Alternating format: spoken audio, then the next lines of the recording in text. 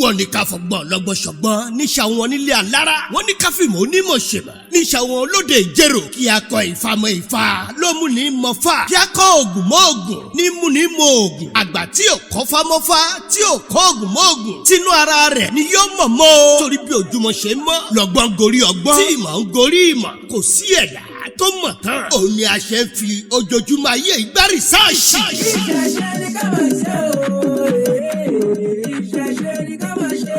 ká má gbàgbé ohun àwọn bàbá wa fi sílẹ̀ ìṣẹ̀ṣẹ̀ ni ká máa ṣe. èyí ló dífá fún olóyè Ifáṣe Ifásọ̀mí Bánkọ́lé Ọba Ẹla Ifá àgbáyé ṣe gbé ètò ìdánilẹ́kọ̀ọ́ nípasẹ̀ ọ̀nà Ifá gbogbo ọmọ eriwo yà ó yá o ẹ jẹ́ ká lọ kọ́ Ifá mọ Ifá. Ọba Ẹla Ifa Institute wọ́n ní kẹ́ ẹ̀ wá kọ́ bí wọ́n ṣe ń kí Ifá káwá gba ìmọ̀ nípa ẹbọ rírú oògùn lọ́lọ́kọ̀ òjọ̀kan ìmọ̀ ewé àti egbò pẹ̀lú bá a ṣe lè lò wọ́n láti fi ṣe ọmọ aráyé lóore ìmọ̀ nípa òrìṣà tó fi mọ́ oríṣiríṣi ẹranko pápánbárì ẹ̀ ni o tí a ń pè ní èèwọ̀ ẹ má jẹ́ ká torí àwíjàre kí tọ́gbẹ́ lẹ́nu jọ ètò ìkọ́fọ́ ojúkorojú ó wáyé ní ilé Ọba Ẹla tó wà ní nọ́mbà 20B Ọba Avenue Kingsbury Estate Lekki County bus stop Lekki Lagos ẹ̀yin ẹ darapọ̀ mọ́ Ọba Ẹla Ifa Institute lórí ẹ̀rọ ayélujára YouTube Facebook TikTok Instagram ọ̀fẹ́ ló bá dé o ọjọ́ kan yìí náà ṣoṣo náà ní ìdánilẹ́kọ̀ọ́ tó máa ń wáyé ní online fún ẹ̀kúnrẹ́rẹ́ àlàyé ẹ pè Ọba Ẹla àgbáyé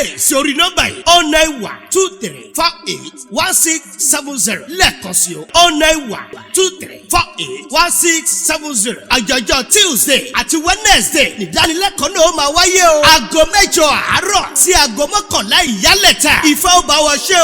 àṣẹ.